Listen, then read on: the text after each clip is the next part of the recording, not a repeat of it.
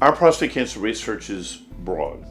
We've focused on genetics in recent times and been able to provide some insights into the genetic makeup of individuals at risk for prostate cancer. Published those in some pretty prestigious journals. One of the things that's been interesting, we just published in the New England Journal, I say we in a large we because it's part of a group, that certain genetic defects will predispose towards sensitivity for certain medications. In other words, once you identify the genetic defect, then you know what medication to pick in order to be able to get a response. And that's new in prostate cancer. It's called precision medicine, so that's an element of our research. In addition, we've been looking at immunology, and there are a lot of interesting segments to immunology. I think many people are aware that immunology is more influential today than ever before in a variety of cancers. Prostate cancer has been moving forward, not as fast as some others, but the immunologic approaches to prostate cancer are important. And I want to say lastly, because there's more to the story, but we've also been looking at novel hormonal approaches, including things like high-dose testosterone, pioneered by the Johns Hopkins group, but we're trying to delineate some of the genetic factors that may be involved. So we actually have a very broad portfolio of prostate cancer research and try to bring that to the patient to improve care. Currently, what I am interested in doing some research in a type of acute myeloid leukemia called the p53 mutated acute leukemia. This mutation usually predicts poor outcomes and chemo-resistant disease. However, in my experience, I have seen quite a few patients that the leukemia behaves indolent, and these patients respond pretty well to chemotherapy. So I'm trying to study specific mutations in this p53 to find out exactly who are the patients that have indolent diseases, because I think these patients might not need to be treated aggressively.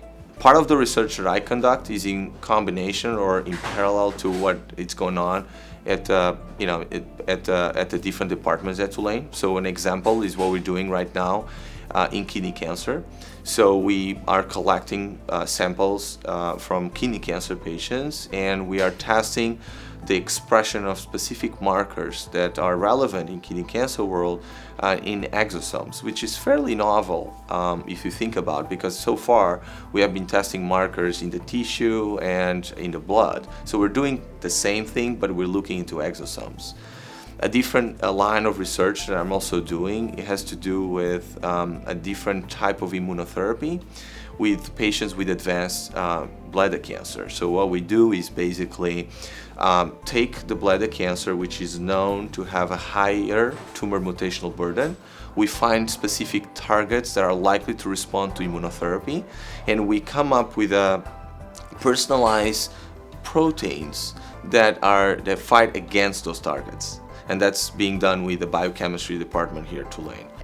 In general, when you speak to any oncologist or hematologist oncologist, you see this is how we are advancing, and this is how we are getting better in the treatment of all cancers. And if I want to specify on multiple myeloma, if you look at outcome, I would say 15 years from now, you'll see the median survival was only 2 years to 3 years.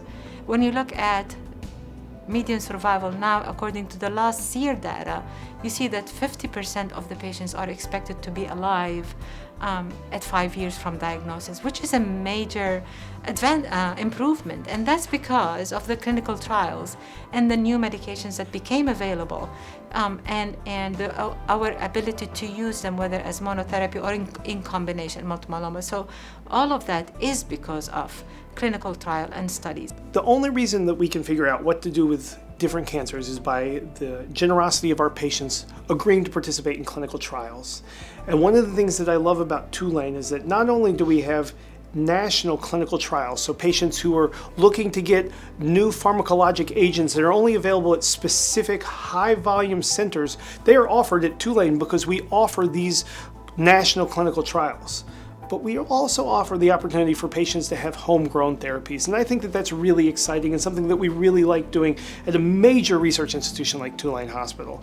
What we're able to do is take ideas from not only from the clinicians, but also from our PhD collaborators here in the university, take blood, take specimens, show our patients how this can work, and then bring it back from the bench back into the patient. We've been able to do that in multiple malignancies here at Tulane, and part of our patient experience is collaborating with our patients in terms of helping us to drive the science of cancer forward.